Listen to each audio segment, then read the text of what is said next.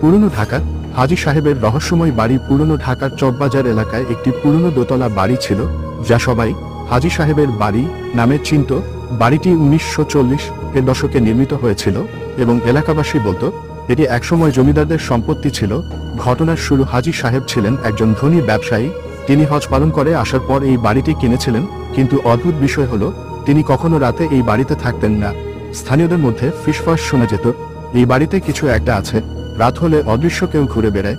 প্রথম ভয়ঙ্কর রাত একবার হাজী সাহেবের এক আত্মীয় রফিক সাহেব তার পরিবার নিয়ে এখানে থাকতে আসেন। তিনি এসব গুজবে বিশ্বাস করতেন না। রাত 12টার দিকে সবাই ঘুমিয়ে পড়েছিল, কিন্তু হঠাৎ রফিক সাহেবের ঘুম ভেঙে যায়। ঘরের জানালার পর্দা অদ্ভুতভাবে নড়ছিল, যদিও বাতাস ছিল না। তিনি আলো জ্বালানোর চেষ্টা করলেন, কিন্তু সুইচ কাজ করল না। ঠিক তখনই তিনি শুনতে পেলেন, রফিক, বের হয়ে আয়। একটা ভয়ঙ্কর কর্কশ কণ্ঠস্বর বারবার ডাকতে লাগলো। রফিক সাহেব প্রথমে ভাবলেন